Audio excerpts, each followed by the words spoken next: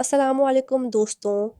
आज मैं आपको लेकर जा रही हूँ एक ऐसी मोहब्बत की कहानी में जो शादी के बाद भी दिल को छू कर गुजरती है। लेकिन पहले एक बात, अगर आपको ये कहानी पसंद आए तो लाइक ज़रूर करना, सब्सक्राइब करके बेल आइकन दबाना और कमेंट में ज़रूर बताना क्या आपकी शादी के बाद भी मोहब्बत ऐसी ही थी या आपके किसी दोस्त की कहानी है जो शादी के बाद दोबारा शुरू हुई। एक कमेंट करें, मैं पढ़ूंगी और अगली कहानी आपकी ही कहानी से बनाऊंगी। अब चलें मोहब्बत की उस खूबसूरत कहानी की तरफ जिसका नाम है मोहब्बत की आखिरी चिट्ठी।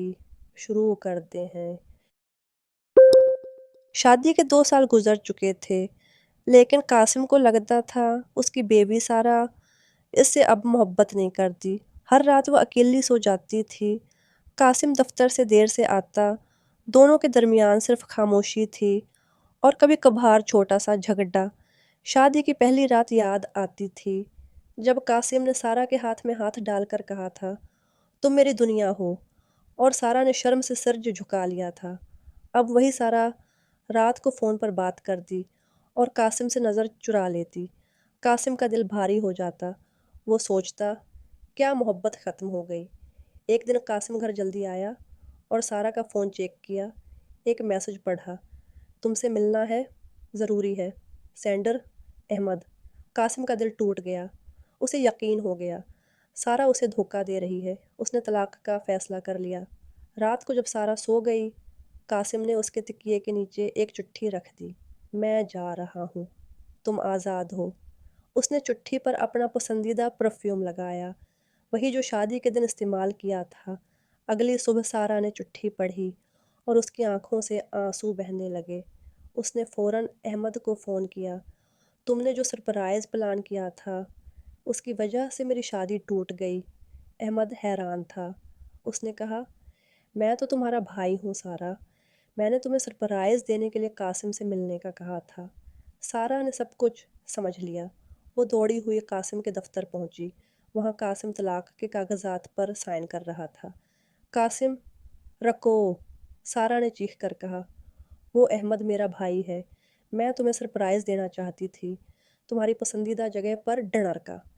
कासिम की आंखों में आंसू आ गए। उसने सारा को गले लगा लिया। माफ़ कर दो, मैंने गलत फहमी की। सारा ने उसके आंसुओं को चूम लिया। दोनों घर वापस आए। रात को चांदनी में बैठे। सारा ने एक चिट्ठी निकाली और कासिम को दी। ये मेरी मोहब्बत की आखिरी चिट्ठी नहीं, बल्कि पहली चिट्ठी है जिसमें लिखा है, मैं तुमसे हर रोज़ ज़्यादा प्यार करती हूँ। कासिम ने चिट्ठी पढ़ी और सारा को बोसा दिया। बारिश शुरू हो गई और दोनों ने एक दूसरे को गले लगाकर भीगने दिया। अगले दिन दोनों समंदर किनारे गए। वहाँ कासिम ने सारा के हाथ में हाथ डाला और कहा, तुम मेरी दुनिया हो, हमेशा रहोगी। सारा ने मुस्कुराकर सिर झुकाया और उसके गले लग गई। रात को घर आकर सारा ने कासिम के लिए खाना बनाया, वही जो शादी के पहले दिन बनाया था। कासिम ने खाते हुए कहा, तुम्हारे हाथ का खाना अब भी जादू करता है।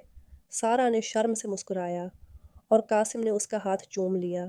दोनों ने एक दूसरे की आंखों में देखा और फिर एक लंबा गहरा बोसा। मोहब्बत कभी ख़त्म नहीं होती, बस गलत फहमियाँ उसे छिपा लेती हैं। और जब सच सामने आता है तो मोहब्बत दोबारा खुलकर मुस्कुराती है, जैसे बारिश के बाद धूप निकल